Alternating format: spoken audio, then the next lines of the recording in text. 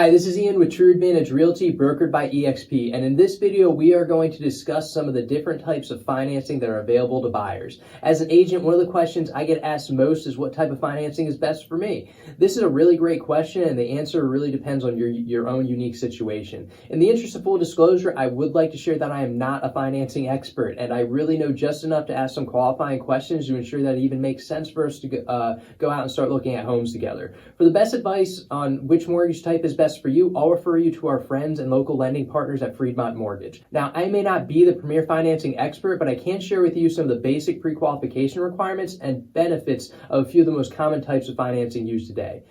The financing options we are going to go over here are the ones that we run into most. These options include FHA, conventional, USDA, and VA loans. Before we get too far into discussing the different types of loans, I want to make sure that I'm being clear about the amount of money required to put down. The percentage I will be using here does not include settlement costs. Regardless of what type of loan you are utilizing, your total cash required to close will vary from property to property. A good number to use as a guidepost for what you should have saved for a minimum down payment and settlement costs to qualify with no seller's assistance, allowing you to write a strong offer, will be just about 10% the sales price of the home. Again, this number will vary, but will serve you well as you consider competing in the open market. Now, without further delay, we'll get right into it and start talking about conventional loans. These type of loans are what most people think of when purchasing a home. I've often spoken to people who think that they cannot purchase a home because they need to have at least 20% saved just for a down payment.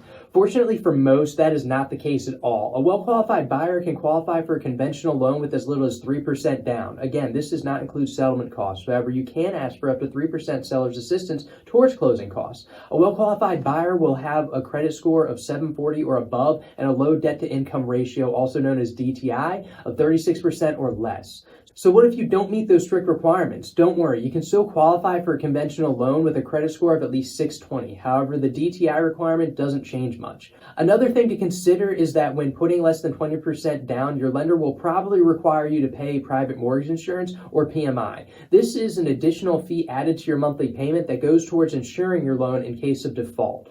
One of the advantages of using a conventional loan is that once you reach 80% loan to value ratio or you have 20% equity in your home, you can usually opt to have that removed without refinancing. This will lower your monthly payment overall. Moving on to FHA loans. This loan often comes up when speaking with first-time home buyers. Many people are under the impression that this is a special loan just for first-time home buyers. FHA actually stands for Federal Housing Administration. These loans are backed by the federal government, and although many first-time home buyers do utilize these types of loan when purchasing, they are not the only people that qualify for them.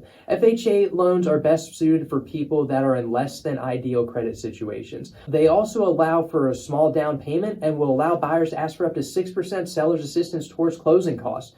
The typical requirements to qualify for an FHA loan are a credit score of 580 or more and a debt-to-income ratio of 50% or less. It is possible to qualify for an FHA loan with as low as a 510 credit score. However, you may be required to put at least 10% down. Not all lenders will offer financing for those with less than a 580 score, and due to the risk involved, you can also be sure that if the lender does offer this type of financing, they will charge a fairly substantial interest rate as well.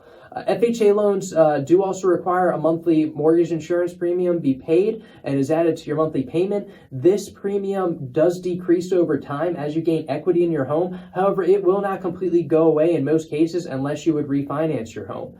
Next, we'll move on to another type of federally backed loan. This type of loan is the USDA loan. This type of financing allows you to finance up to 100% of the value of the home and will also allow the borrower to ask for up to 6% seller's assistance. These types of loans are great, but they are only available in certain parts of the country that are typically in more rural areas.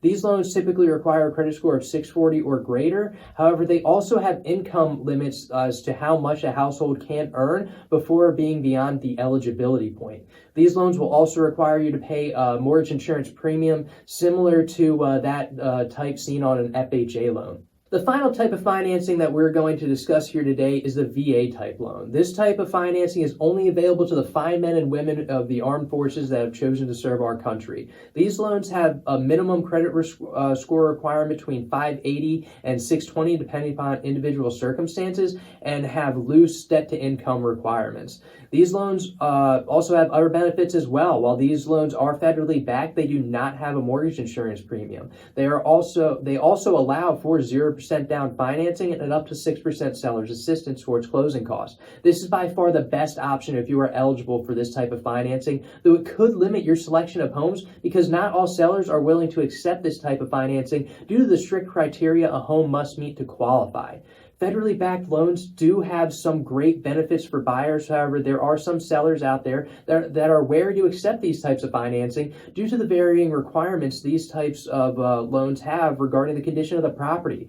Although the criteria in most cases is pretty straightforward and basic, there are some sellers out there that don't want to or may not be in a position to take care of the repairs an appraiser may require.